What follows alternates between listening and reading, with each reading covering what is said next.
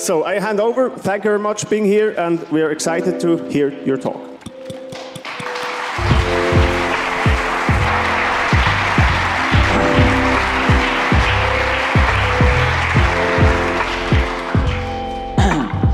So, some requests for you. First, if you take a photo of me, please do not put it in Facebook or Instagram or WhatsApp. I see it agrees. That company is a surveillance engine.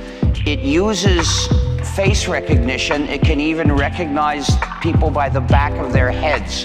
So if you put a photo in that company that shows other people, you are helping it to track those people. That's a bad way to treat your friends, and it's a bad way to treat me. Please do not do that to me. Also, if you take a photo with a mobile device, make sure that geolocation is turned off, that it is not putting the geolocation into the photos. Check that explicitly before you take the photo. Second, if you want to distribute recordings of this talk, please do so solely in the formats that are favorable to free software. That includes both audios and videos. These include the OGG formats and the WebM format. They do not include MP anything. Please don't distribute in those formats, because they're patented in some countries. Please especially do not distribute in Flash, because Flash requires a proprietary player that is malware, and you shouldn't install it. By the way, that's not an exaggeration. It's not just a silly insult. It's a factual statement. I'll tell you more later.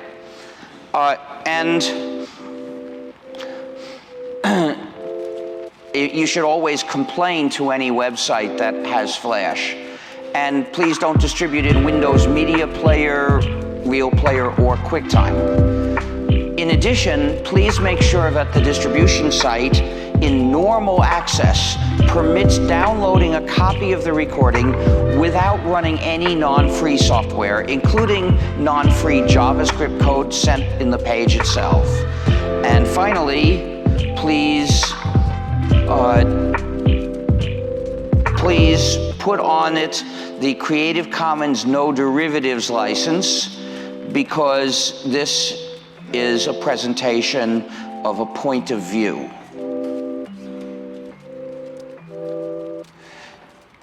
So, I'm going to talk about several threats to our freedom in the digital society. You'll come across many projects that say they're going to help humanity through digital inclusion or closing the digital divide. They presume, without question, that participation in a digital society is good. Well, I don't agree. I think that participation in a digital society can be good or bad, depending on whether that society is just or unjust. If digital society becomes unremittingly unjust and we can't fight that, then our goal should be digital extraction from that digital society. And we're getting pretty close to that point. So I'm going to talk about various threats to our freedom in the digital society, starting with software that the users do not control. In other words, software that is not free. The first point is, by free software, I mean libre, not gratuit. It's frei, not kostenlos.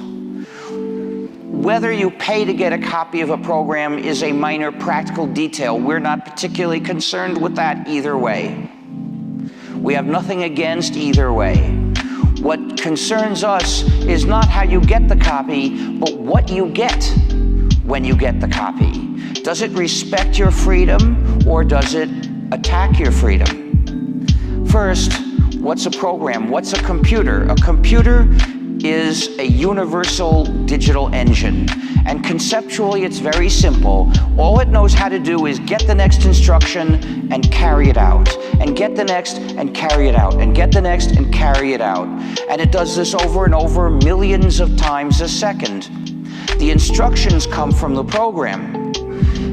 Depending on what the program says, you can make the same computer do anything. Well, not quite anything. Some things are still impossible. But aside from them, it'll do whatever the program tells it, whatever the instructions tell it to do. So who gives the instructions to your computer? You might think it's you, when really it's someone else. You might think your computer obeys you, when really it's obeying someone else first. And it serves you as much as the real master permits, while betraying you when the real master wishes. With a program, there are two possibilities. Either the users control the program, or the program controls the users. There's no other way, so it's always one or the other. When the users control the program, we call that free software, because it respects users' freedom. What is freedom? It's having control of your own life, having control of the activities you do in your life. But if you use a program to do an activity, control of that activity requires control of the program you do it with. So the programs that respect your freedom, that respect users' freedom more generally, are the programs under users' control. That requires 4 essential freedoms. Freedom 0 is to run the program as you wish for any purpose. Freedom 1 is to study the program and change it so it functions as you wish, so it does your activities the way you wish. Practically speaking, this requires having access to the source code. Here's some source code. It looks like a combination of math and English. If you know programming and you know that programming language, you can understand what that means, and you can change it to do something else. To run the program, we convert it into an executable, which is a bunch of 1s and 0s that's hard to make any sense of. Well, if it's this small, you could figure out what it does. But when a large program of hundreds of thousands of lines is converted into an executable, figuring out what that executable means is terribly hard. It's known as reverse engineering. And it's an extremely hard thing to do. So if we said to people, you're permitted to change the program, you just have to reverse engineer it first, this would be a dishonest sleaze. People would not in practice be free to change it. So Freedom 1 requires access to the source code. These 2 freedoms give us separate control over the program, meaning I'm free to change my copies, and you're free to change your copies, and you're free to change your copies. But we're limited to doing this in isolation. That's essential.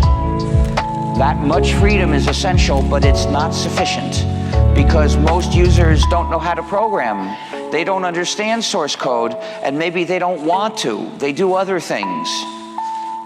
So how can they participate in exercising control over what the program does? We need collective control, which means you're free to work with others in exercising control over that program. Can somebody open a door or window over there so we can get some air over there? Can they be opened, please? It's getting hot in here. So Windows do occasionally have a use.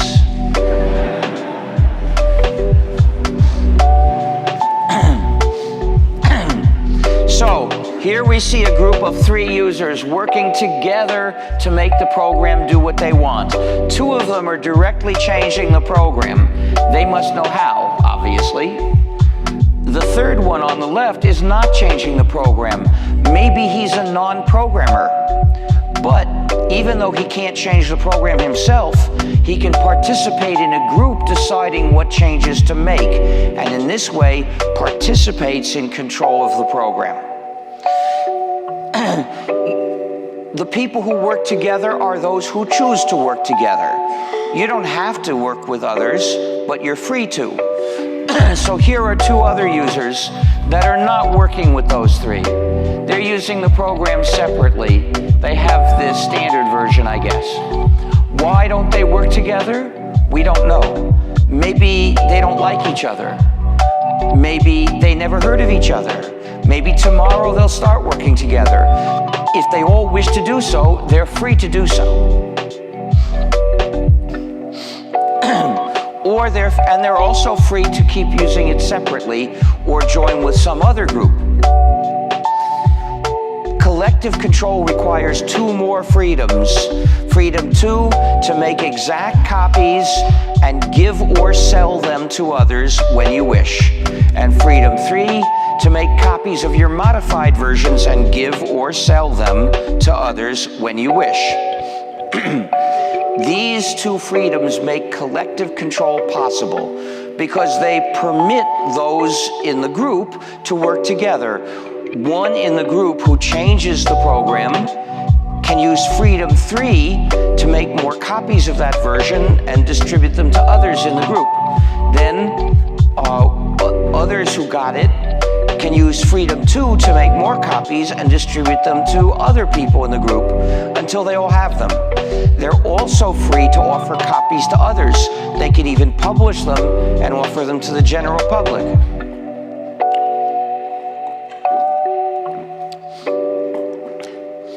Freedom 2 includes both giving and selling copies. It includes both non-commercial and commercial redistribution. But one part of it, which is non-commercial redistribution of exact copies, has a special moral importance because that is sharing. Sharing creates a community. Sharing is the most basic way to cooperate with the rest of society. Any attempt to stop people from sharing copies is an attack on society that we must not tolerate.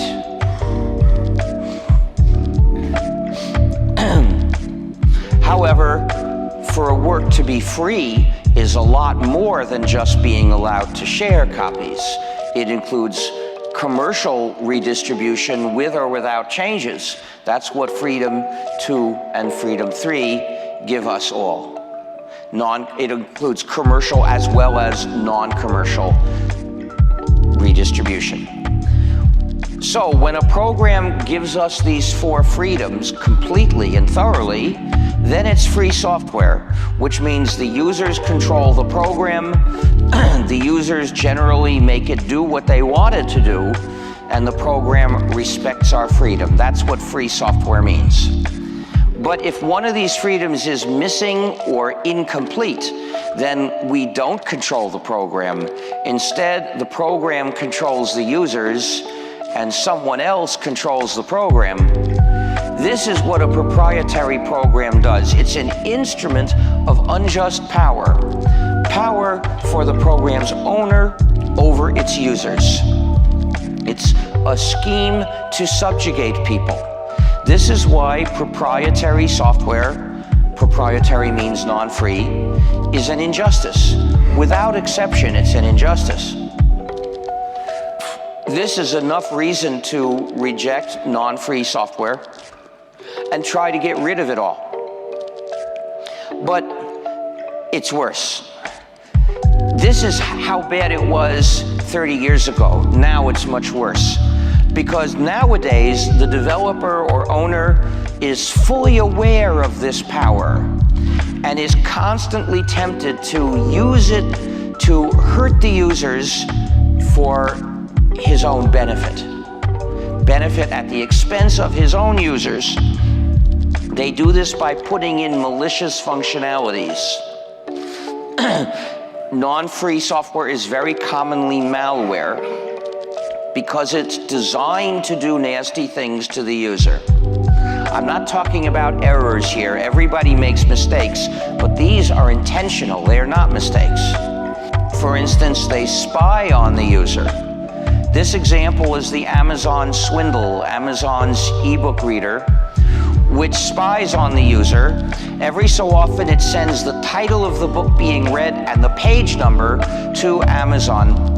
If the user enters any notes, sent to Amazon. If the user highlights anything, sent to Amazon. Totally surveilled reading.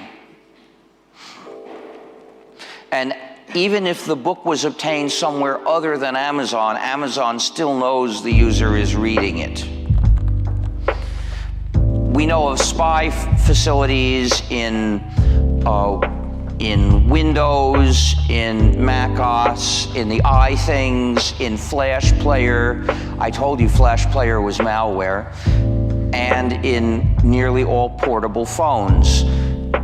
They're required by law in some countries to send the GPS location on remote command. The user can't stop it.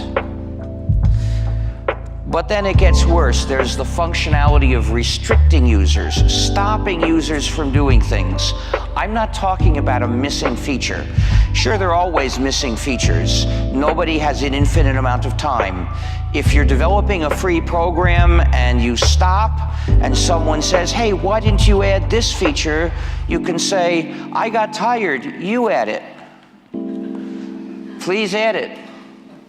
That's a legitimate response. Why should he be obligated to do all the work? You should do some. If you want it done, do it. Of course, the proprietary developer can't make that response because the proprietary developer is not letting us add features. So if a proprietary developer left one out and the users say, we want this feature, the proprietary developer is not saying you add it. The proprietary developer saying, I stopped and you're stuck. And that is bad, but the wrong there is making the program proprietary. But here it's worse. Here I'm not talking about just leaving out a feature. Here what they do is they work for years figuring out how to design their things, design their products so that what users want is impossible. They intentionally stop users from doing things such as viewing the work or distributing a copy. This is known as Digital Restrictions Management, or DRM. It's the malicious functionality of stopping users from doing what they want to do. It can only be done with proprietary software. In free software, the users would be free to add the feature. So this is the notorious blue ray that attacks users who want to share. This is a little humoristic. It doesn't shine a ray at them. It simply stops them from making a copy. The contents of a Blu-ray disc are encrypted in a secret way, and we don't have free software that can even read them at all.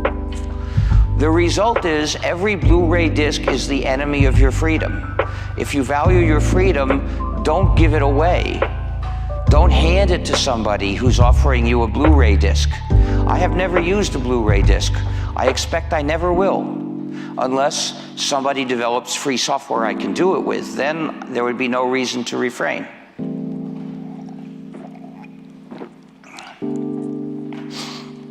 We know of these digital restrictions management features in Windows, in Mac OS, in iOS, in Flash Player, and in the Amazon Swindle. But it gets worse. There are also backdoors that allow someone to attack the user, sending a command remotely, telling the system to do something to the user without asking the user for permission, and it can be a nasty thing. For instance, the Amazon Swindle has a backdoor for erasing books. So it's not just Orwellian surveillance, it's Orwellian virtual book burning. We know about this by observation. In 2009, Amazon, in an Orwellian act, erased thousands of copies of a particular book. Can you guess which book? It was 1984 by George Orwell. Somebody came to a talk once and told me, after he had seen the book disappear while he was in the middle of reading it, there was a lot of criticism, so Amazon promised it would never do this again unless ordered to by the state. Right, not a very comforting promise, is it? But actually it was a phony promise. Amazon didn't intend to keep that promise. It just said that to make the opposition quiet down. And by the time people discovered Amazon was once again arbitrarily erasing books without even a command from the state, it was too late to recover the momentum. Then there's censorship. Apple pioneered censorship of apps. The iPhone, and followed by other iThings, won't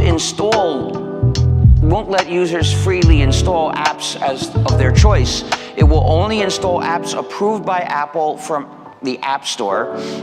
Apple practices this censorship arbitrarily based on its commercial advantages and its political preferences.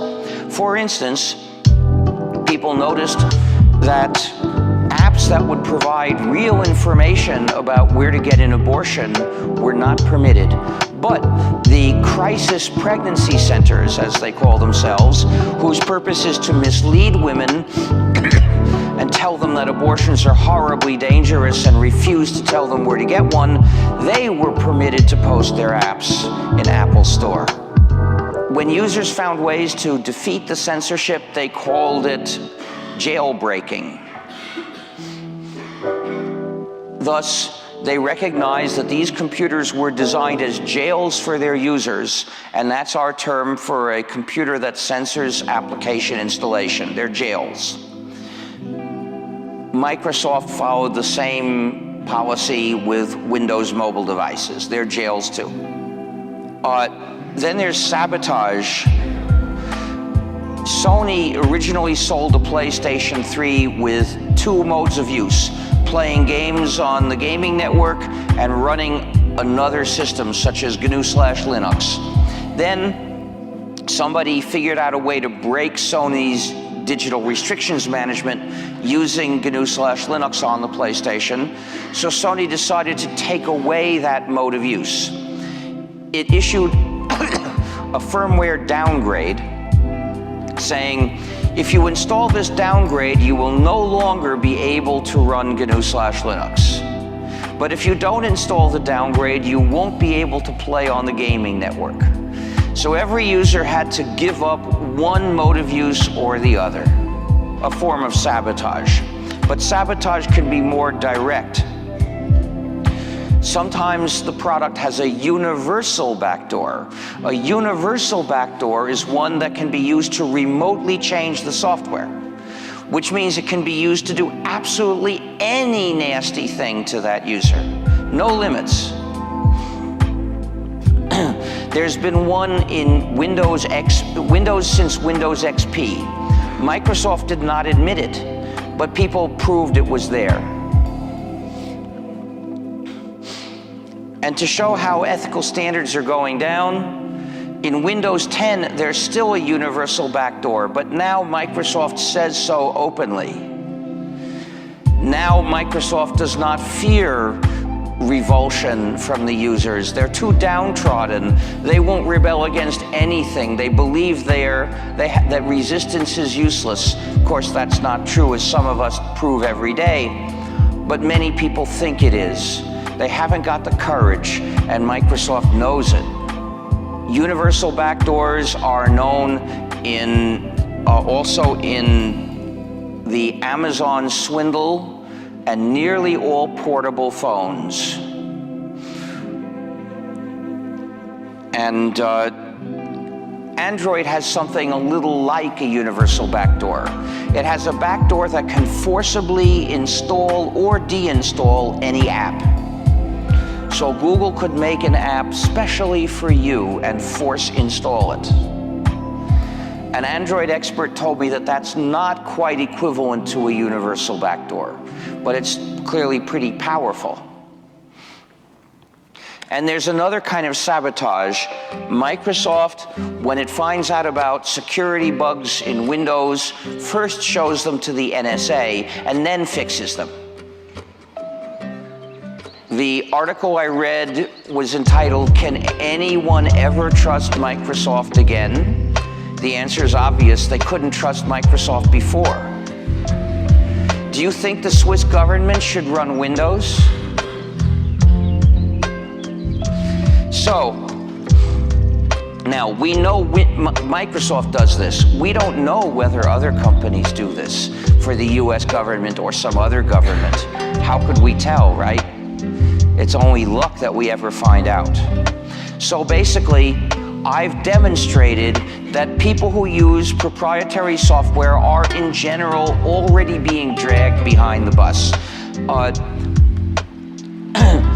We have dozens more examples of proprietary malware. Look in GNU.org/proprietary for organized lists of examples with references in the press. We're not speculating here. But these few examples are enough to prove that most users of proprietary software are victims of proprietary malware. Most discussions of malware are strangely one-sided. They only talk about the viruses and their malicious functionalities. They don't talk about the malicious functionalities designed into the products. So we do talk about that. You've got to expect proprietary software to be malware. And why do they do it? It's not just that they're sadists. No, they have found ways to profit by mistreating their own users. And you can never be sure that they're not doing so. Sometimes we know a proprietary program is malware. Sometimes we don't know, which means it's possible malware. But we can never verify it isn't malware. There's no way to do that. So every proprietary program is either known malware or possible malware. You can never have a rational trust for a proprietary program. Only blind faith, often in a company that has mistreated people so many times already that only a fool could have faith in it. And what that means is you should never trust a proprietary program. Never. The only way you can have a rational trust in a program is if it's free, because then the users have control of the program. If there's something nasty in it, the users have a chance to find it, and then they're free to fix it. So the only known defense against malware is free software. It's not a perfect defense. Nothing guarantees that users will find something malicious, but they can, and the harder they organize to look, the better their chances are. Whereas the users of a proprietary program can't check the source code to look, and even if they find out about malware, they still can't fix it. I've told you about various examples. The users have not fixed most of those examples because there's no way to fix them. They can't fix anything. It's proprietary software. Not only that, but why do they put in so much malware? Because they know about their power, and the power corrupts them. They're tempted to take advantage of that power to shaft their own users, so they do. But we, developers of free software, do not have power over the users, and we know that. So we are safe from the temptation, safe because we don't have power. And the proprietary developers have no shame now. They even have events where they give talks about their clever new methods of snooping on and taking advantage of users. You can only expect the worst from them. So you've got to escape and come to the free world that we have built. We built the free world with the GNU operating system plus Linux, the kernel. I started in 1984 to develop a complete free operating system called GNU. I wanted to make it possible to use a computer in freedom. The computer needs an operating system, so using the computer in freedom needs a free operating system, and there was none. But I was an operating system developer, and I felt confident that I would be able to get a complete free operating system developed. And that's what GNU is. GNU was completed in 1992. At that point, we had almost all of the initial GNU system, but one essential component was missing. That was the kernel. In February 1992, Mr. Torvalds, who had developed a kernel called Linux, which was proprietary, it was proprietary in 1991, but in 92, he liberated it. He re-released it as free software. At that point, Linux filled the last gap in GNU, producing a complete system that was basically the GNU system, but also contained Linux. It's the GNU/Linux system. Now, as you've seen, many users refer to this system as Linux. They give all the credit to Mr. Torvalds and none to us, which is not really fair because we started earlier and we did more, and we're the ones who had this goal. Torvalds didn't want to develop a complete free operating system. It was not his goal.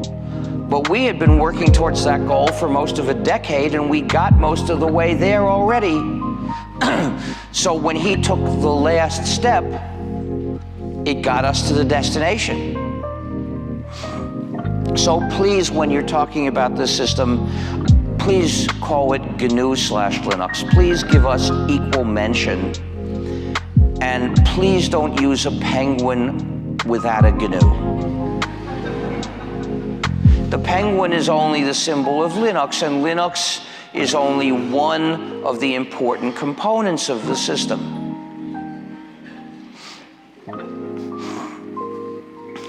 Please give us equal mention and call it GNU/Linux or GNU plus Linux.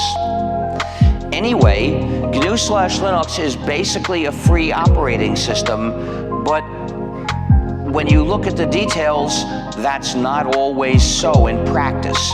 And the reason is people have made many different variants of GNU/Linux, and they typically do that by adding other programs, and sometimes those are not free. When they add a non-free program, they make a collection that isn't free. An operating system is a collection of programs, typically now thousands of programs. In order for a collection of programs to be free, every program in the collection must be free, without exception. If there's one non-free program, well, it takes away users' freedom, and the collection that contains it takes away users' freedom because that one thing in it is taking away users' freedom. So once they add a non-free program into the system no longer is freedom respecting. Sad to say, there are over 1,000 distros, as they're called, and almost all of them contain non-free software. There are just a few that are free. You can find the list in gnu.org/distros. Oh, I think we need that door open for air circulation. I see the drapes are not moving much. We're not getting air circulation. Would someone please open those doors again?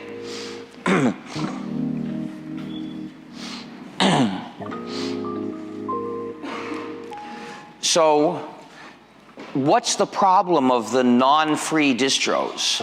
One problem is you install those and you think you've got to freedom, and you got most of the way there, but not all the way. There's still non-free software in your computer. It's a lot better than running Windows or Mac OS, but it hasn't got all the way there. So do choose a free distro. But there's a bigger problem from the non-free distros. Some of them are very popular, and they have a lot of influence on people's thinking, and they use that influence in ways that teaches people not to care much about freedom. And that weakens our movement. If we're going to win freedom, we're going to have to push, we're going to have to demand freedom. If we forget about it, we'll never get there, except by drifting there. Look, for instance, at Ubuntu. Ubuntu is a non-free distro, which is very widely known. And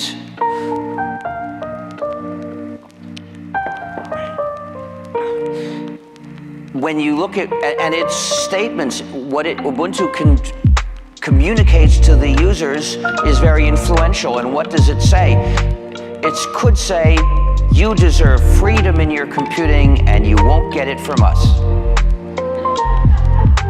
Of course, that's not what it says. Instead, it says, we believe we give you the best possible user experience.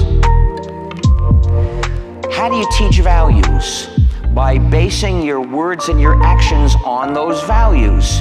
Well, their words and their actions are based on valuing only convenience, not freedom and community. So they're teaching people to value only convenience. And that works against exactly what we need most.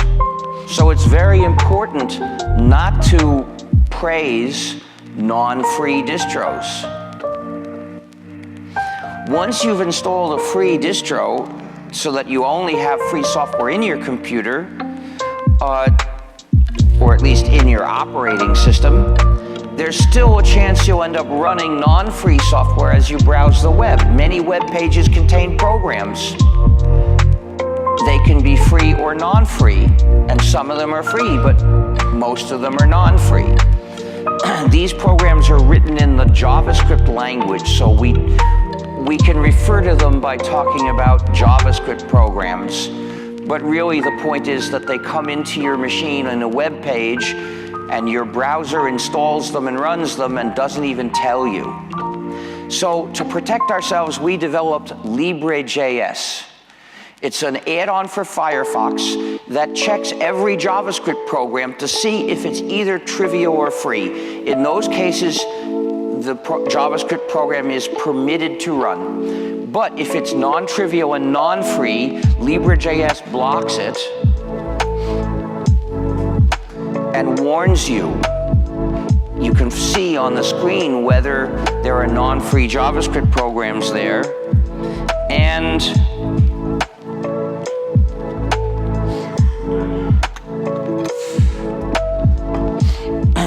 it does one other useful thing. If you've ever tried to complain to the webmasters, you know the hardest part is seeing where and how to send the complaint. Libre.js finds that for you heuristically. So you can complain just by clicking.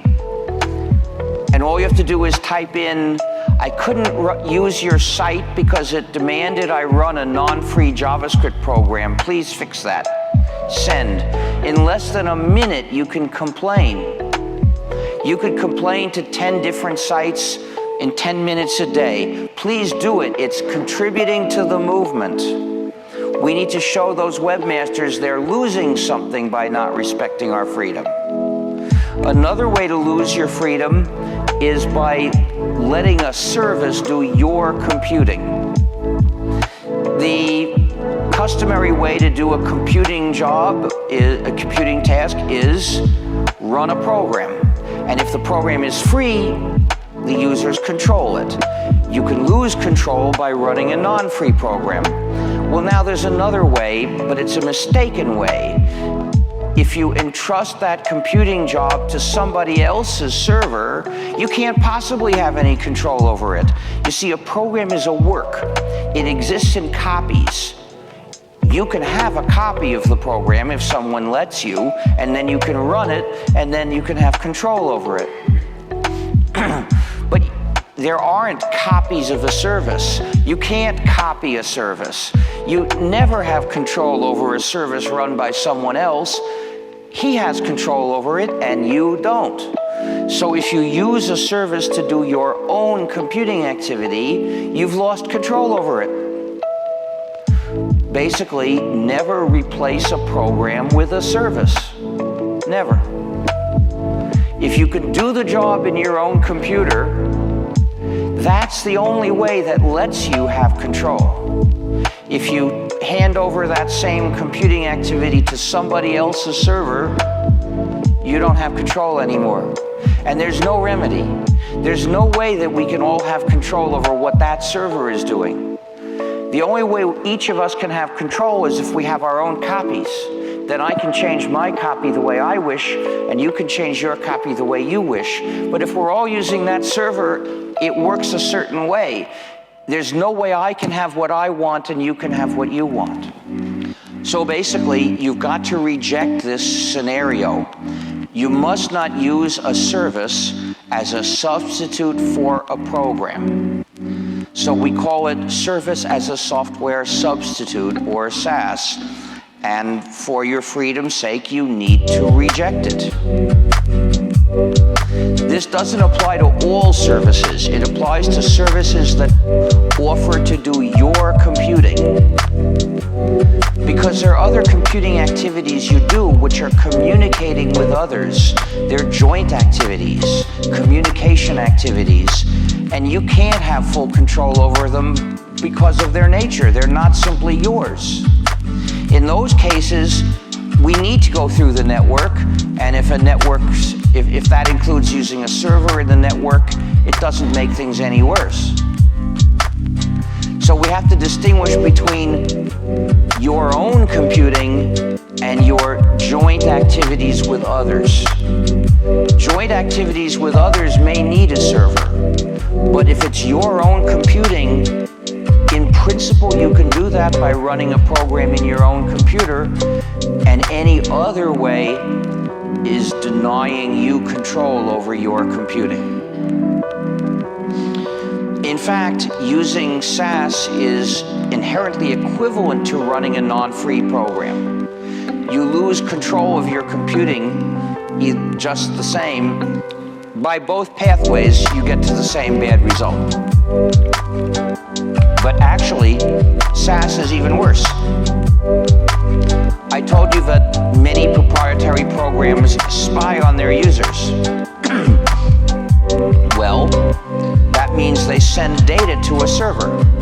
With SAS, the user has to send all the pertinent data to a server at the beginning in order to do the job. So it's the same result. There's a server which has that user's data. But it's even worse. I told you that some proprietary programs have a universal backdoor. Someone has the power to change to use that to change the code, and thus change how the user's computing is done without asking permission to change it.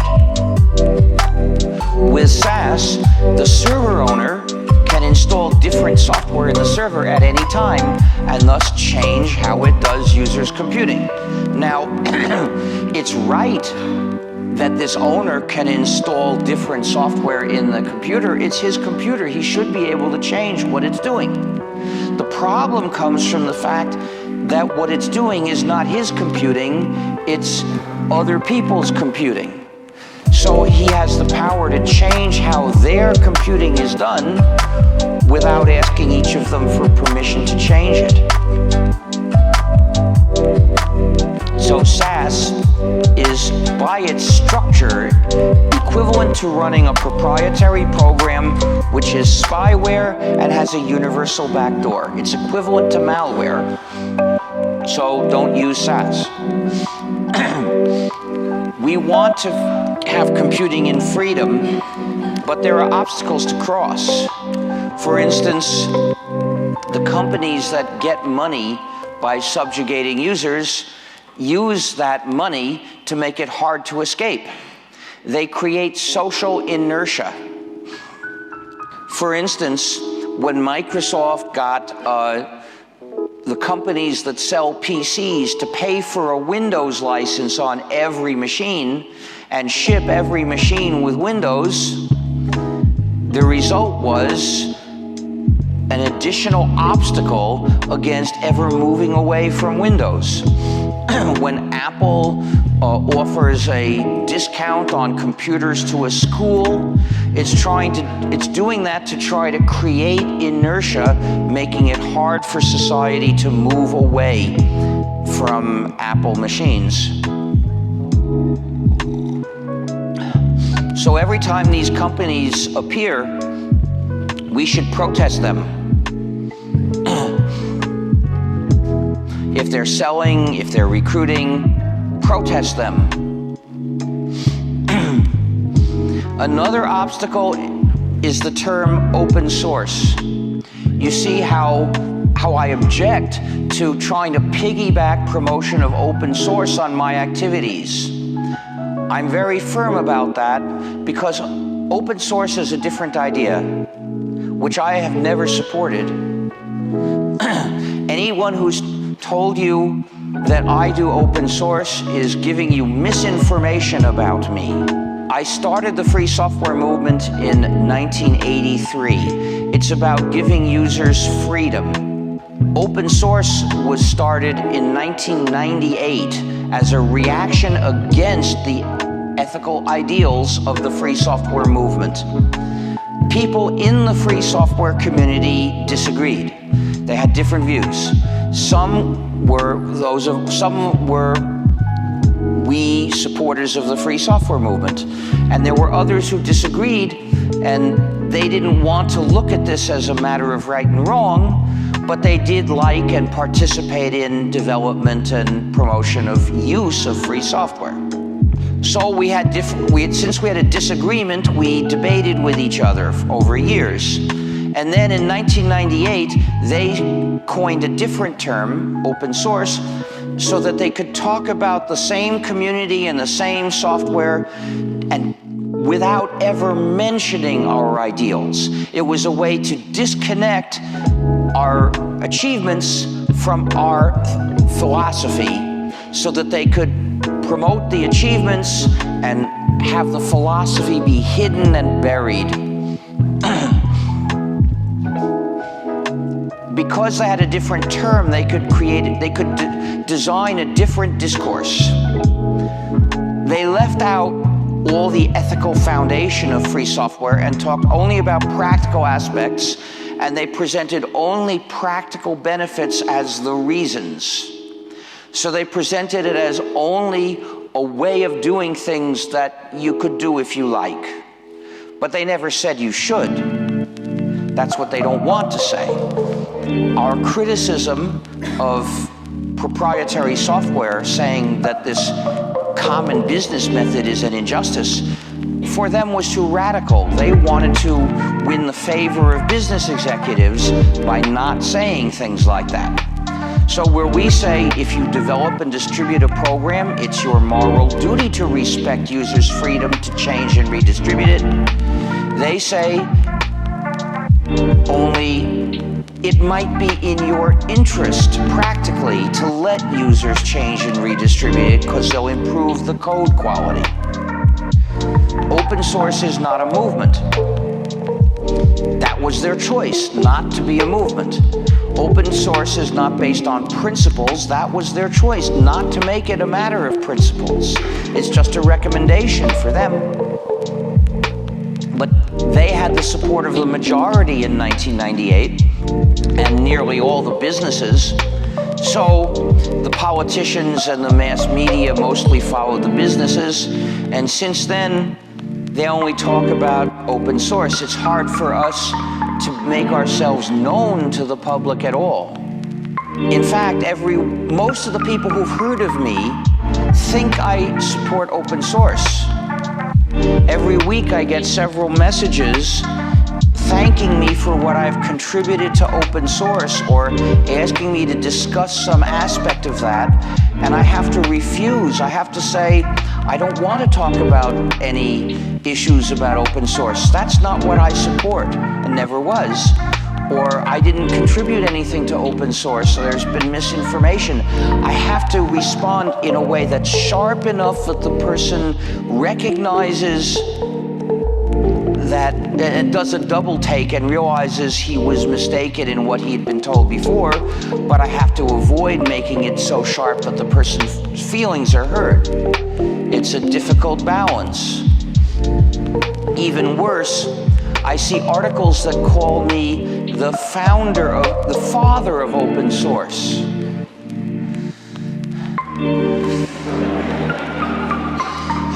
So I sent a letter saying, if I'm the father of open source, it was conceived through artificial insemination using stolen sperm without my knowledge or consent. Then I present the name and the ideas of free software.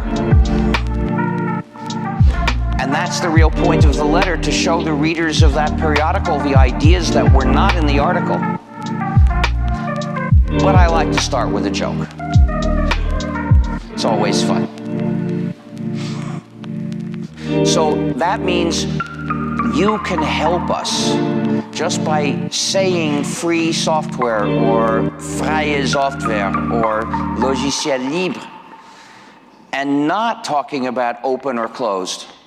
And it's especially important when you're in a discussion when others who are talking about open or closed. Because then by your firmness, you can make sure that all the lurkers in that discussion see that it should be an issue of freedom, even if many don't think so. At least you'll show that there are some who do value freedom and believe decisions should be made based on freedom. This is a very important way to help us. In fact, if you want to make the best possible contribution to the free software movement, learn to give speeches like this. That's what we need more than anything else. Another obstacle is when hardware is secret.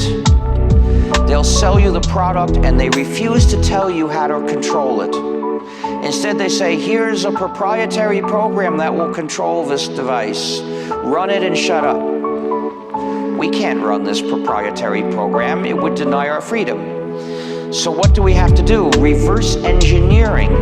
Somebody has to figure out how that device is being controlled and write that down. Then someone else can write the free program to do the job. So if you want to make a very big technical contribution, this is what you should do. And this university should teach reverse engineering too. Should have a class in reverse engineering aimed especially at figuring out how to control a device. It's a lucrative technical career. It ought to be taught. And it's also exactly the work that's needed for us to make progress in that particular theater. Speaking of schools, schools should teach only free software. And they should teach why they teach only free software. They should explain the civic reasons for this. Because the school has a mission to educate good citizens of a society that is strong, capable, independent, cooperating, and free. In computing, that means training people to be good at using free software so they're ready to live in a free digital society. Teaching a proprietary program is teaching dependence. Giving the children proprietary software is like giving them tobacco. They're both wrong. They shouldn't do either of those.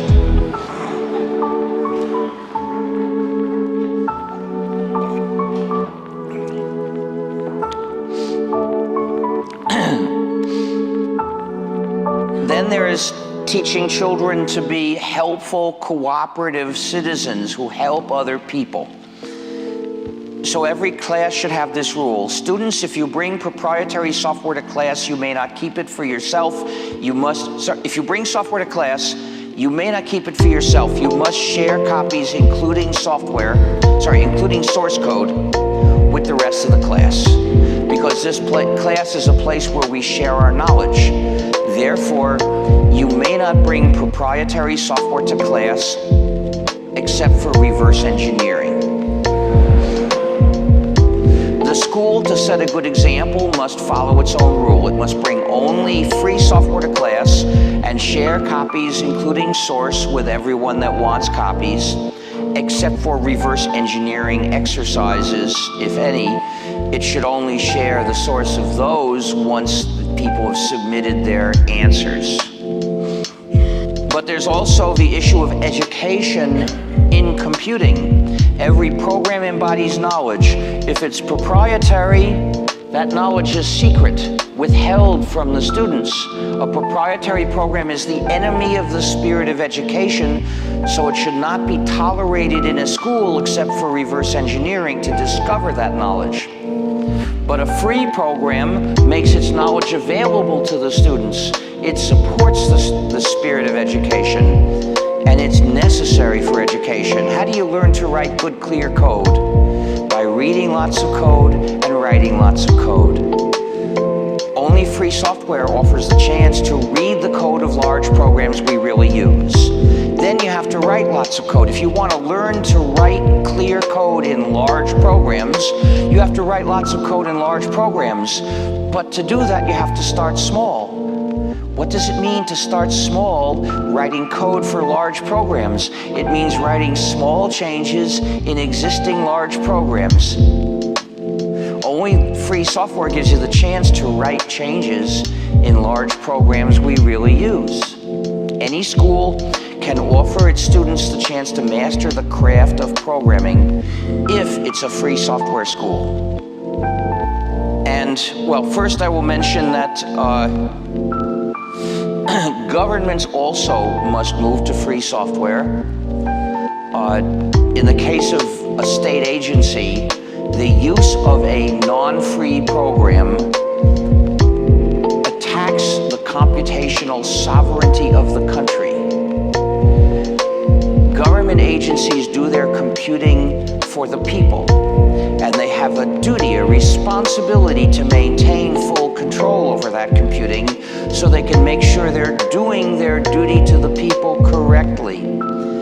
To use a non-free program or to use SAS is a failure of that responsibility. It is a grave problem. And of course, since the proprietary software is likely to be malware and might have spy functionalities or a backdoor, of course, when it's done in certain critical functions, it threatens national security.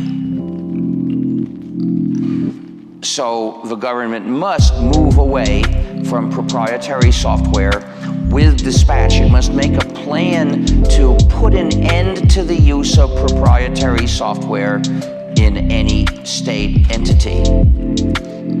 Although this will take time, of course, don't put it off. Make sure that you migrate in a matter of years rather than make a plan to migrate over a period of centuries. Look at gnu.org/philosophy/governmentfreesoftware.html for various specific measures proposed to move state agencies to free software. Human rights depend on each other, and if we lose one, it becomes hard to defend the others. Now that we use computing for so many important activities, free software, that is, control of our computing, has become one of the human rights we must maintain in order to protect the others. And that requires a sacrifice sometimes. Of course, we know from Swiss history that the Swiss had to fight for their independence. Your ancestors had to fight over and over and over. Now Nowadays, for the most part, we don't have to risk big sacrifices. It's a matter of small sacrifices, some convenience that you don't get. Something that you could do if you ran a non-free program, but of course you won't do that, so you don't get it. We can do that sort of thing. We've got to learn to have a little bit of courage so we can accept a little bit of sacrifice to maintain our freedom. How can you help? Well, if you're a programmer, write free software. Contribute to existing free programs first. When you're good at it, start new ones. But if you don't program at all, you can be an activist. You can organize a free software activist group and spread the ideas about freedom. Teach other people to value and campaign for freedom. You can persuade schools and governments to move to free software. You can help other users. If you're an expert user, if you're good at helping others get what they need, then you can participate in a GNU/Linux users group. And above all, by insisting on saying free software, not something that doesn't stand for freedom, you're helping the cause. So, that is one of the threats to our freedom. That is non-free software. But there are various other threats. For instance, surveillance. Digital technology made possible a giant increase in surveillance of everyone. We are subject to far more surveillance now than the former Soviet Union. And it's increasing. And this threatens democracy. Some of the surveillance is done directly by the state when it sets up cameras to watch everyone, to recognize people's faces or the backs of their heads, to recognize license plates. We need laws to stop these practices from being done. It should be a law that a system that remains in a place and can recognize or follow individuals or cars may only be set up when authorized in a specific place by a court for a specific amount of time. That is, when it's looking at a public place. If it's looking at the inside of your apartment, that doesn't have to be anybody's business but yours. We have to recognize, for instance, that we want security cameras instead of surveillance cameras. What's the difference? A security camera makes a local recording physically and can't be accessed. The data can't be accessed except by going there and taking it out. For discouraging crime, that's perfectly adequate. When there's a crime, someone can go and get that recording. But it's not suitable for letting someone watch everybody all the time. It's too hard to go and collect those recordings. They won't do it. So it gives us security without oppression. But once that camera is connected to the internet, it's a recipe for oppression. It's easy for something to watch thousands of those cameras all the time, save it forever, correlate it. That leads to tyranny. We must not permit it. In the US now, they're flying small planes with a camera that can watch a whole city so accurately that every person can be tracked. This is tyranny, threatening my country, but ultimately yours as well. Sometimes the surveillance is done by companies. But that doesn't change very much, really, because whatever data the companies accumulate, Big Brother can look at. All it takes is one terrorist attack to give a government an excuse to wipe out human rights. In France, they're now talking about changing the constitution to make everyone vulnerable to total surveillance forever. Now, a sober people would say, that's more scary than terrorists. Don't do it. Maybe the Swiss are so sober, but don't leave it to chance. Organize it now. Raise the issue. Strengthen resistance now. We need to make internet purchasing anonymous.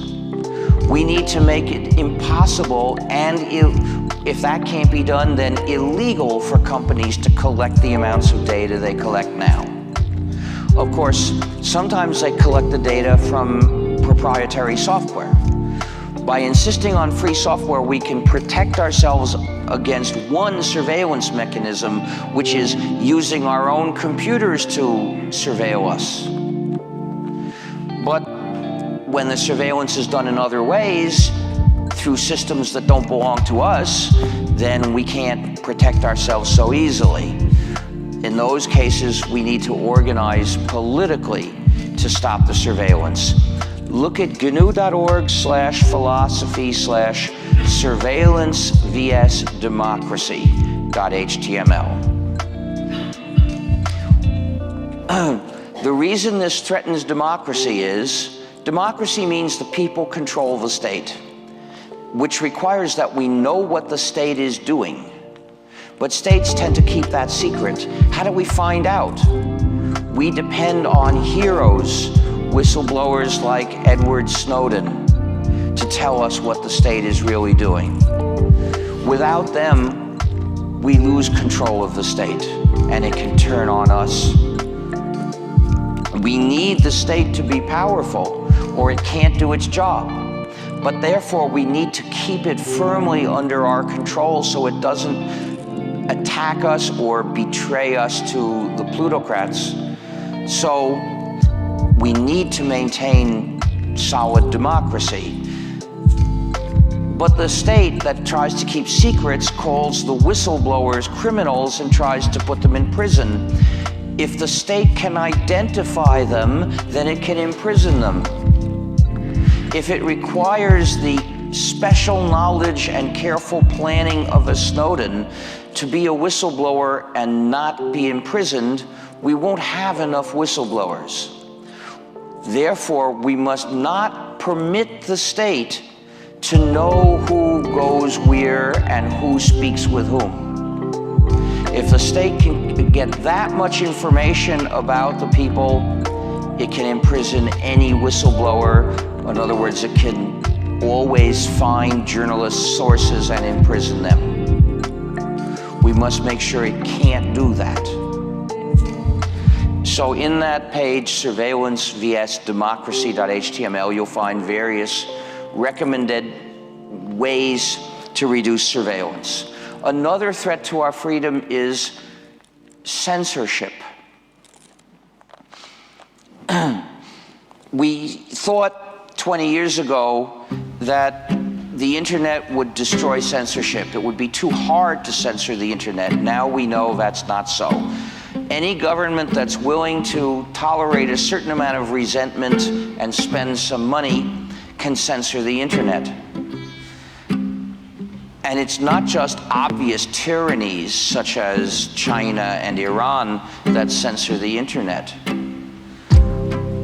Even countries that claim to be free, such as Finland, censor the internet.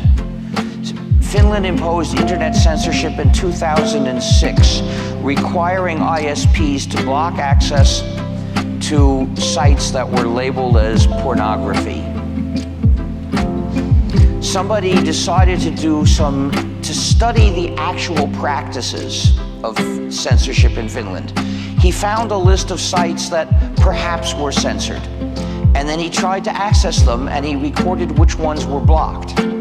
He published this, and they blocked access to his site. The law didn't say that it authorized blocking access to journalistic sites, so he sued, and the Finnish Supreme Court a couple of years ago ruled that his site could be blocked. His site is still there. You can get to it from here, you just can't get to it from Finland. It's only the victims of Finnish censorship that are not allowed access to information about how they're being censored. he hasn't updated the site. Today it still has the information about Finnish censorship from 2007 when he did this. But it proves the point. There is almost no government you can trust not to try to censor the internet. And once there is censorship, it's easy to have more censorship. Switzerland is now faced with a threat of mandatory internet censorship. In any case, there are many countries that have censorship like that, mandatory filters.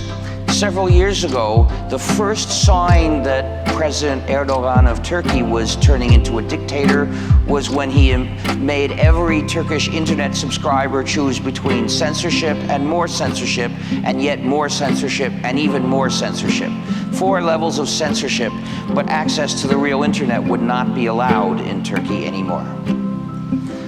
Bravo to the Turks who protested on the street against this, but the government ignored them. More recently, the United Kingdom did the same kind of thing. There are 2 levels of censorship. By default, everything is on the higher level of more censorship. If you have your own line, you can request less censorship. But if you're not wealthy enough to have your own line and you have to use public access, you're stuck with more censorship. In Australia, they don't have mandatory filters. It's been defeated so far, but instead they have censorship of links. There are links that there are sites you're not allowed to link to. Electronic Frontier Australia, which defends human rights in Australia, was ordered to remove a link to a foreign political website on pain of a fine of $11,000 a day. What was this website? No, it was not a terrorist website. It was something approximately as disgusting. It was an anti-abortion rights website, the kind of people who are trying to kill women. But they have a right to present their views. Even in Australia, it's wrong to censor views no matter how disgusting we find those views. Respecting freedom of speech means respecting the right to say the things we strongly disagree with. In India, there's tremendous censorship.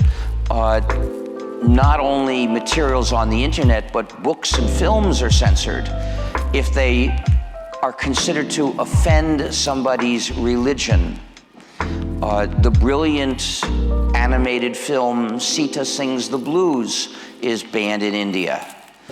A book about oppression of Hindus in Bangladesh was banned, at least in West Bengal. A comedian was recently arrested for mocking a religious leader. And anything on the internet in India that is accused of offending some religion can be removed without even a trial. So censorship is a growing threat around the world, and we must oppose any proposal to censor. Threats come from the use of internet servers.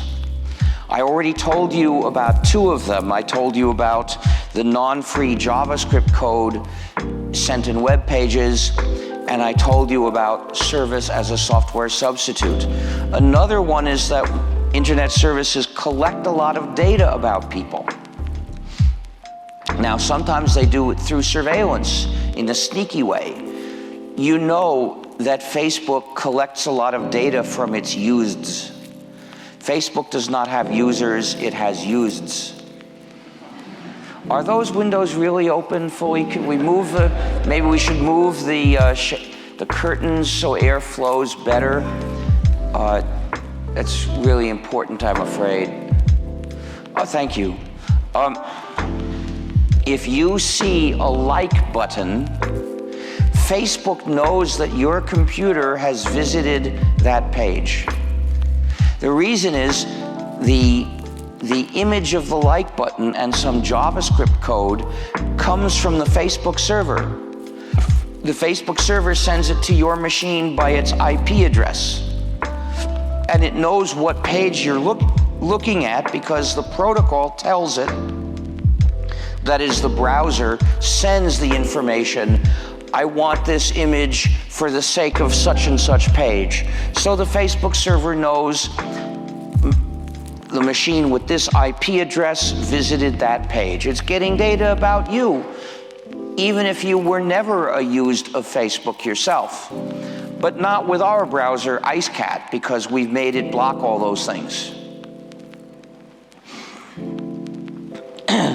IceCat is a variant of Firefox in which we've adopted protecting the user's privacy as our goal. So there are things, most browsers do certain things to please website developers where we decide to serve the user instead. But in addition to the surveillance they do, they also ask for a lot of data. And in this case, it's not sneaky or hidden, but it's still collecting people's data. And it's still dangerous. We need to be able to say no. In fact, I always say no. I don't use those kinds of disservices. But in addition, there are services that offer to hold your data for you. And unless you're very careful, that's surveillance of you. You mustn't use those. And this is now getting incorporated into mobile devices. They're being set up to store their data on some company's server. Well, you can't trust that, except in one special case. If you encrypt all the data with free software on your own machine, if you make an archive containing all the files and then you encrypt the archive with free software on your own machine, with a free program you installed in your own machine, not JavaScript code sent by a web server, but a program you installed, then you can upload that archive anywhere and no one can see what's inside it. So that's a good service. Could be a useful extra backup to make in case your machine is lost or something. But anything less, you should not trust.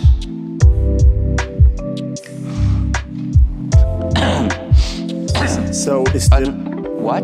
Is it possible to ask some questions? Not yet. I'm not done. Okay. Okay. I have a few more threats to cover, you know. Probably going to be another half hour or so. If you didn't understand my words, if you want clarification of the meaning of what I said, please ask immediately. But if it's just a question about the subject, please save it to the end. But I would like some more water, if I could have some more water. With no gas. I would just get it from the faucet, you see. Good. It's bottled water. I'm very sorry, although I can't drink bubbled water. It's bottled. No, bottle. Okay. Well, I won't reject it as long as it's not from Coca-Cola Company. There's a worldwide boycott of Coca-Cola Company for murdering union organizers in Colombia. Thank you. So, another threat comes from the use of computers for voting. You can't trust them because you can't be sure what they're doing. The idea of voting systems is to resist fraud. So traditional voting systems are designed so that every aspect is being watched, except when the voter marks the ballot. But aside from that, everything that goes on is being watched by various people so that it's hard for anyone to get away with fraud. And they're not so complicated that you couldn't understand it. Anyone of ordinary intelligence can learn to understand what the voting procedure should look like and what fraud would look like. And parties train people to be poll watchers so that which means just to go and check for fraud. But once a computer's involved, only an expert can possibly check it to see if it's honest. And the expert requires special access to even try. And it's still not enough because you don't know that someone didn't install the wrong program this morning, which will count the votes wrong and commit fraud, and then plans to reinstall the correct program tonight and remove all traces. That's another thing. With computerized voting, often there is no way to do a recount. There's no way to audit the results to make sure they're correct. And inside the computer, it's just as easy to do a big fraud as a small fraud. On paper, the bigger the fraud, the more work it is, the more chances to see it, the less chance of getting away with it. But inside the computer, it's as easy to change the amount by 1024 as it is to change it by 1. It's just a different bit that you change. So, using computers is asking for trouble. People are doing research, trying to develop schemes for automated voting where they can, where encryption is used to somehow make it impossible to commit fraud. Maybe eventually one of those will work. I don't want my city to be the guinea pig to find out if it really is reliable. And besides, just because the scheme in the abstract can't be broken, that doesn't mean it's safe in practice. The real system is bigger than the theoretical system. Here's an example from 2012, I think it was, in the US. Or maybe it was 2014. Some computerized voting machines were used, and after the voter said, "I'm done," in a few seconds another screen would come up saying, "You voted for these people, is this correct? Yes or no?" Well, often the voter was already gone and didn't see this. So somebody working in the polls walked around and went into those empty voting booths and pushed on that and said no, and changed the votes and finalized it. You see, the surface that can be attacked is bigger than you might think. That person was caught. How many others were not caught, we don't know. So I'm talking here about machines in the polling place for counting, computers for counting the votes. Another problem with them is that their display screens may be visible outside the building. And if there are not a lot of voters, if there's only one person voting at a time, and they can see what's on the screen, they can tell how each person voted. And this has really been demonstrated by researchers. So, you can't trust those, but internet voting is even worse. The server's security probably isn't all that good and could be broken.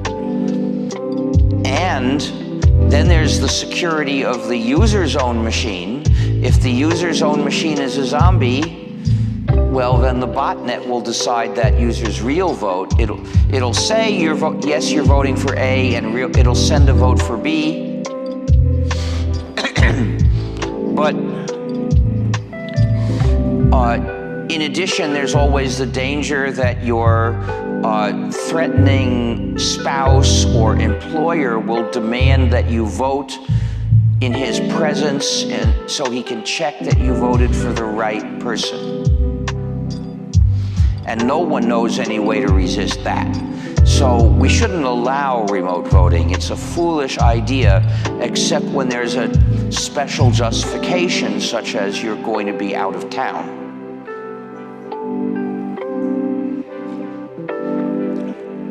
Estonia uses internet voting a lot and claims to have done this in a very secure way. A team from the US investigated their practices, pointing out that the adversary in this case is not some bunch of students trying to have fun, nor a criminal gang. It's Russia's internet army. And pointed out that Estonia's election system is doing things too wrong and could not resist this kind of attack.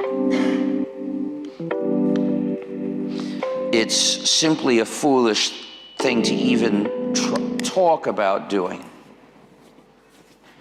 Another threat to our freedom comes, and there's a page on Stallman.org with information about various cases of known problems and flaws in internet voting.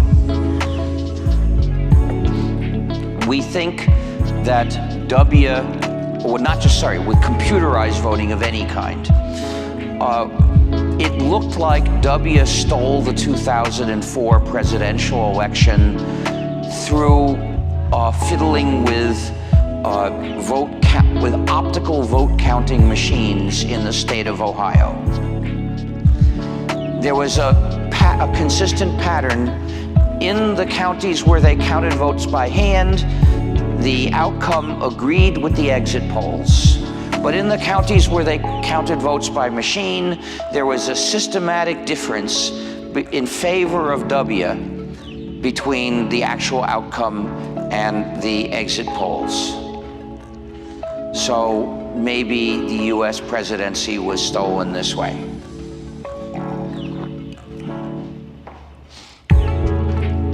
Another threat to our freedom in the digital society comes from the war on sharing.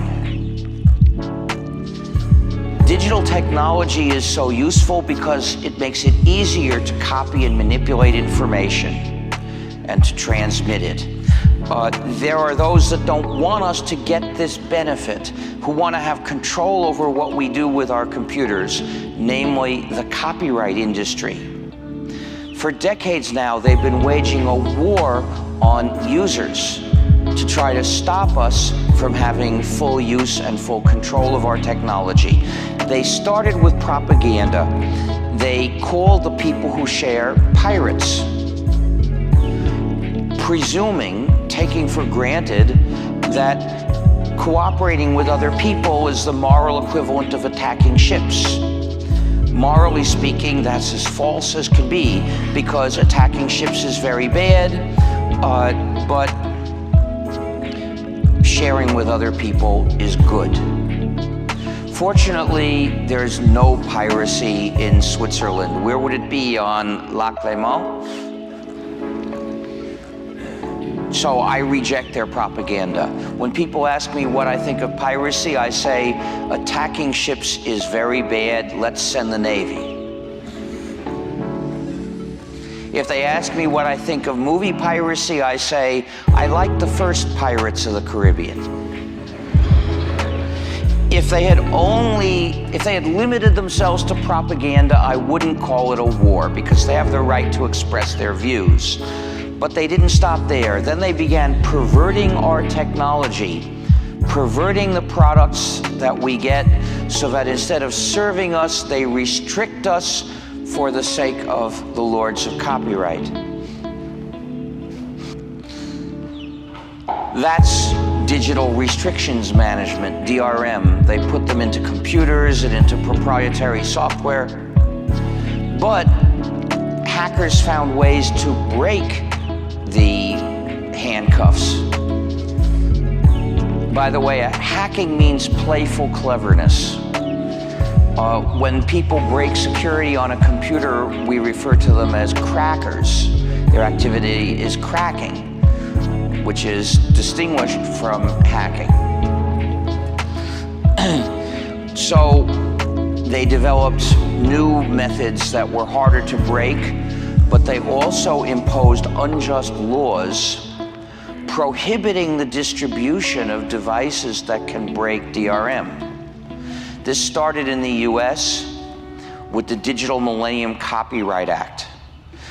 The worst part of the Digital Millennium Copyright Act is the part that makes it a crime to distribute anything that can break DRM unless it has another commercially important use. Important for culture, not good enough. Important for human rights, not good enough. Important for education, not good enough. Only commercial importance is considered valid. Now, this demonstrates that in passing that law, they sold out to business. But people kept on finding ways to break DRM until it got even harder. Streaming makes it incredibly hard. In principle, it might be possible to figure out how to break the DRM of a streaming service. The problem is they probably have 10 more variants ready to release at a moment's notice. If they find out that somebody broke the DRM of version 38, they'll release version 39. Which means it's basically hopeless to defeat their handcuffs that way. But they didn't stop with that. People started sharing works peer-to-peer on the internet. So proposals were made to attack people for sharing. In some countries, they have abolished the basic principle of justice. No punishment without a fair trial. And they punish people on mere accusation of sharing. For instance, the UK, New Zealand, Australia, Panama, and the US tried to impose it on Colombia, but the Supreme Court objected to the laws that were adopted. So they're still trying to do it. In the US, it would be unconstitutional to punish people without at least a pretense of a fair trial. So Obama arranged a voluntary agreement between the major US ISPs and the publishers, where the ISPs agree to punish their own customers and eventually help the publishers sue their customers. Suing their customers is something that they've done anyway, and they've sued thousands of teenagers for hundreds of thousands of dollars each, which is a very nasty thing to do. But they're going even further than that.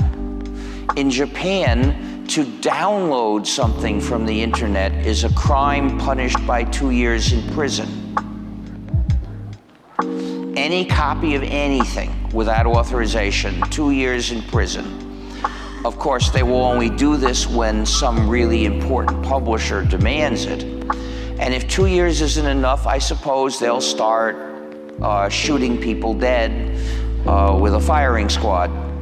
Because in their war on sharing, they will go to whatever lengths they find necessary to maintain their dominion over people. Now, because they're such unreconcilable enemies of our freedom, I never use anything with DRM unless I have what is needed to break the DRM. I hope you will adopt that same policy too. So if you have the free software to decrypt the video on a DVD, then by all means use DVDs. but never accept a product whose purpose is to deny your freedom.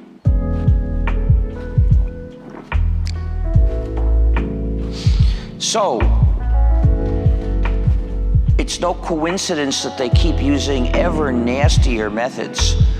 You see, sharing is good, and with digital technology, sharing is easy, so people share. And the only way to stop people from sharing is with cruel, draconian measures. So they do something nastier and nastier and nastier until it works for a while. We have to put an end to this entirely. We must end the war on sharing by legalizing sharing explicitly, saying everyone has the right to share copies. Now, sharing means non-commercial redistribution of exact copies. It would be limited to that. It's all right to have a copyright system applying to commercial redistribution or modification, except for things like software, which should be free. But for music and videos and fiction, it's all right to have that copyright system. Sharing is the right that we absolutely need to have. So, the publishers say, this is horrible, you'd be stealing from the artists. That's nonsense. The publishers are the ones who steal from the artists. They don't leave very much. Or they say, how are we going to compensate the artists? Compensate for what? If you hire some musicians to play at your party and they do it, then you have to pay them. That's compensating artists when they do work for you. But that's the only case where you owe them compensation. If you hear the song, that doesn't mean you owe them money. You haven't done them harm, you don't owe them anything, and they don't deserve any compensation for that. We must reject the idea that we have a specific debt to an artist because we appreciated a work. Next thing you know, they'll be requiring museums to pay for permission to let people in.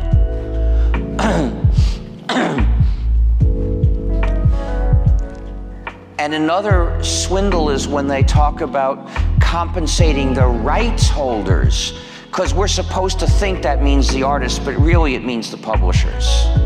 So they can swindle us into accepting policies designed to keep up the publishers' income, and we were fooled into thinking we were supporting artists.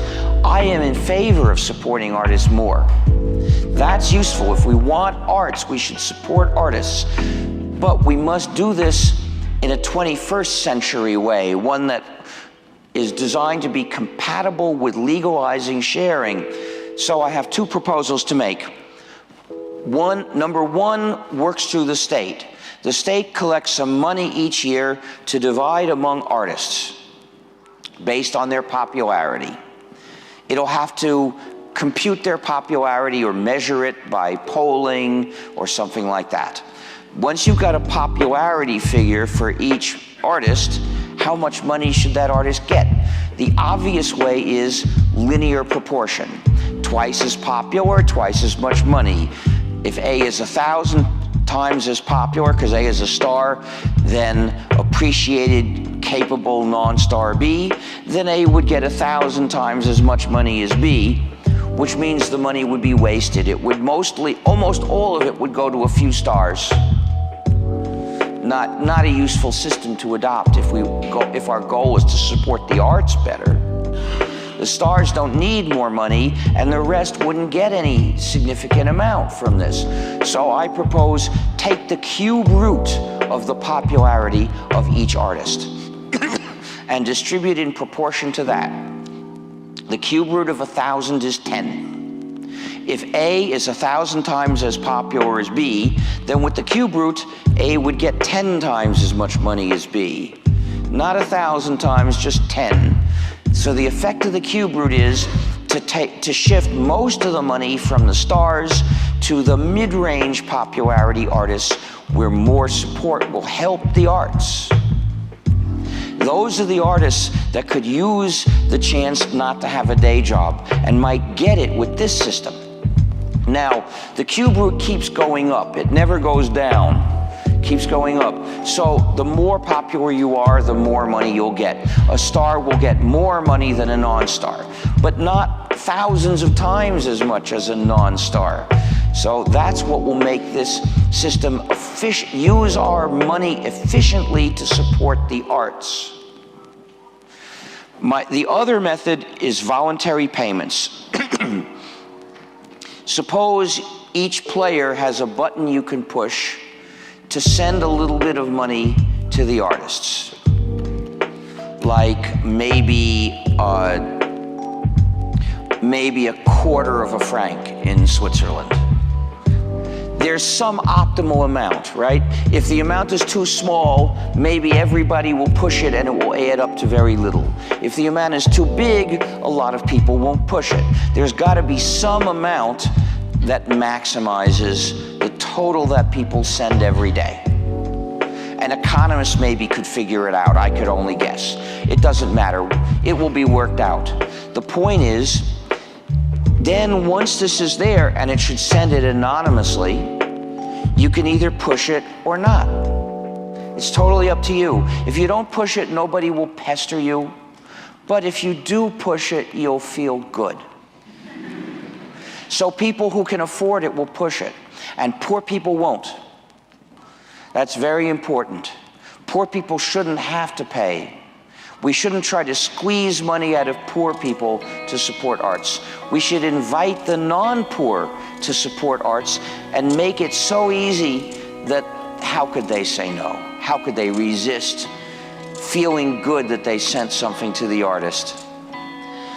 Voluntary payments work pretty well already, in fact. That's what crowdfunding is. Contribute some money and they'll do this project. It funds substantial artistic projects. The comedian Louis C.K. decided to crowdfund recording of his project, of his next tour, and he got so much money it covered all the expenses. There was the Humble ebook bundle. A few years ago, several well-known science fiction writers decided to publish a bunch of ebooks on saying, download it if you like and pay if you like. They got $1 million in a month. That's equivalent to being on the New York Times bestseller list, all of them. So voluntary payments work even when they're bigger. But the smaller the payment is, the more people will join in sending it. Of course, there could be various schemes for voluntary payments. Artists already have their schemes saying, please donate if you like. Oh, and if you send me $50, I'll send you this nice token of my appreciation. If you send me $1,000, I'll have dinner with you. Well, now, in addition, there'll be the button on the player program. So there's one more question. But before I move on, perhaps now is the best time for me to tell you that the government of Switzerland is planning to surrender to the aristocrats' army this time. They're coming to conquer you again. But not literally with an army. This time what they want to do is impose cruel and unjust copyright rules. The war on sharing is still going on. They're proposing mandatory internet filtering for Switzerland. They want to be able to require ISPs to block access to sites in the name of copyright.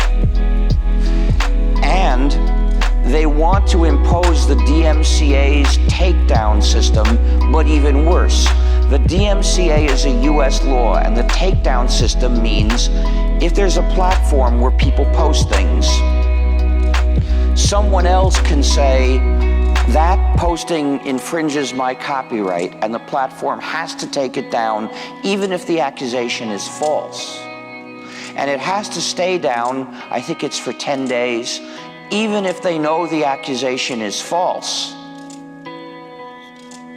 But they were threatening Google so much that Google set up something called Content ID, where every time something new is posted, Google checks it, trying to see if it matches anything anybody ever complained about before, and then blocks it automatically.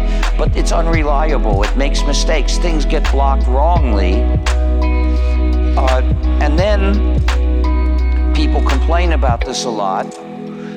And I suppose that only big companies like Google are in a position to even do a thing like this. But in Switzerland, they're proposing to make Content ID required for all platforms. So if you're small, don't think about running a platform for people to post on. And then they're planning to make libraries pay for permission to lend books, as if libraries were not under enough pressure already. And they're planning to make ISPs reveal the identities of their users so that Hollywood companies can sue them. And after talking so much about bowing down to how we need to cater so much to the authors and artists, on one point they want to dismiss us all and ignore what we've said we want, and that is when we release a work under a license that says you're allowed to redistribute this in certain ways.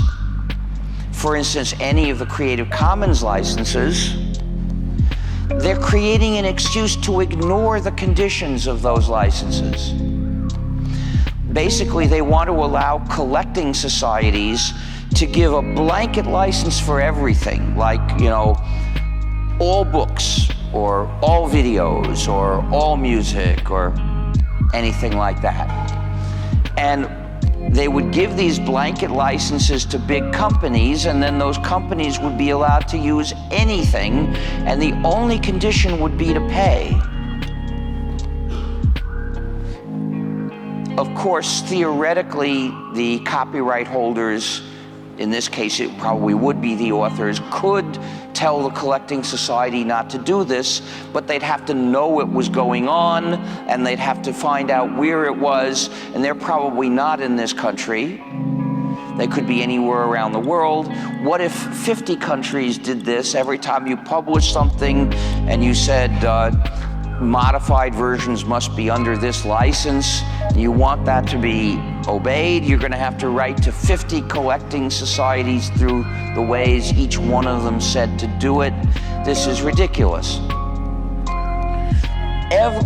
There are a few minor good things in that proposed law, but they could be done by themselves. They're not an excuse for these bad things. So there's a consultation going on until March. It's vital to respond saying, don't do this. It's wrong to call sharing piracy. It's wrong to bow down to foreign demands like this.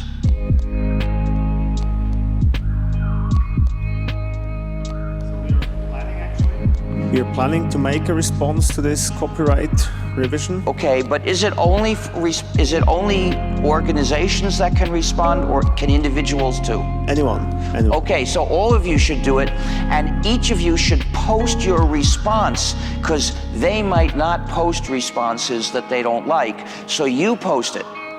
Or maybe you can post everybody's responses. So we are planning to do this, it's a Urheberrechtsrevision. And we are planning to do an answer by the parliamentarian group.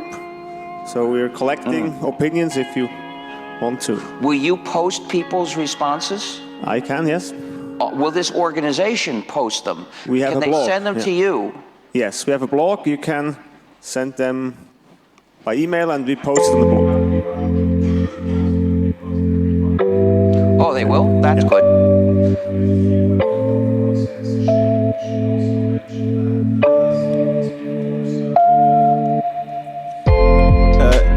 when we talk about censorship, there is already a law passing the parliament in the next months about online gaming, and there is also an article planning censorship, but that's about online gaming. So I think many laws, not only intellectual there are a lot of, there are many laws coming now which implement censorship explicitly. So by the way, it's a aware of mistake to use the term, quote, intellectual property, unquote, because it lumps together laws that are totally different. For instance, copyright law and patent law are totally different. Every aspect is different between those two laws. You can't treat them as if they were one issue, but that term invites people to generalize where it's a mistake to generalize. So since I realized that, which is about 12 years ago, I have never used the term, quote, intellectual property, unquote. I'll talk about copyright, or I'll talk about patents, or I'll talk about trademark law, or I'll talk about appellation contrôlée, or I'll talk, whichever law it is. If I know anything about it, I could say something, but I will never use the term, quote, intellectual property, unquote, because that term spreads confusion. To understand these laws, we need to keep them separate in our minds. In any case, there's another threat to our freedom in the digital society. I'm sorry, but unless you tell me we need to leave now, I want to tell people the whole thing, and this is faster than usual. This is less than 2 hours so far. I'm finishing pretty fast, you know. You asked for a topic that usually takes two hours. So the last threat to our freedom is that we don't have the right to actually do anything in the internet. For instance, if there's some position you want to state to people, you can write it on a piece of paper and walk around the street carrying it. You don't need to get a company to let you do that. You have a right to do that.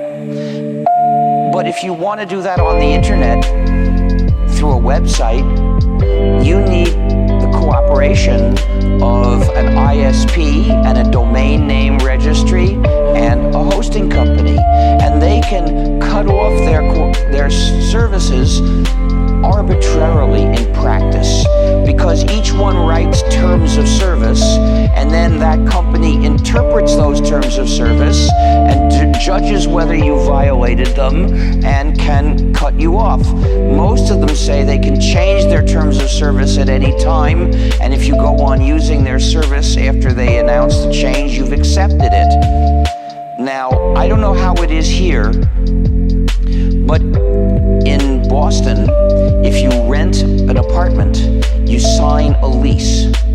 And there are laws about what leases are allowed to require. If the landlord puts in something that the law doesn't allow, it's void. The landlord can't judge whether you violated the lease either. Even if the landlord has a valid complaint, such as if you didn't pay your rent, the landlord can't just kick you out. The landlord can go to court and present the evidence that you didn't carry out your side of the agreement. And if you didn't pay your rent and you can't justify it in some way, like a rent strike, then the landlord can get an order and get you evicted, but the landlord doesn't get to decide. This is what it means to have some rights. But in the internet, as of yet, we don't have rights. Important kinds of internet services that people in general need must not be allowed to choose their own terms of service, nor to interpret them. 1 more minute. Sorry, why are you rushing me? Now, we saw how bad this could get when the US decided to kick WikiLeaks off the internet extrajudicially, not by prosecution. Apparently, WikiLeaks had not broken any laws and there was nothing to prosecute. But instead, officials began intimidating companies that were providing services to WikiLeaks. WikiLeaks had rented an Amazon virtual server. After intimidation, Amazon reinterpreted its terms of service to say that publishing leaks was not allowed. pulled the plug on the virtual server. Then it attacked some domain names and eliminated them, but fortunately, the US couldn't eliminate wikileaks.ch. And then, what?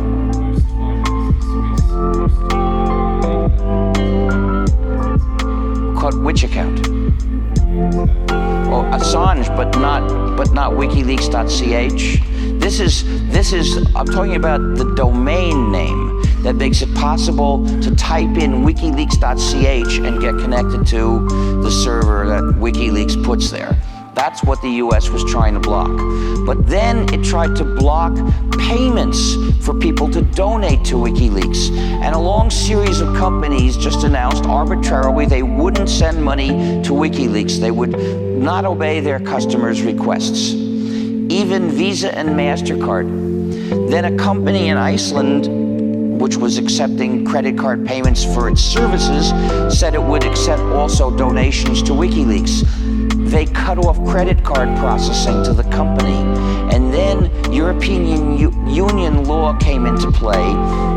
It apparently applies to some extent to Iceland.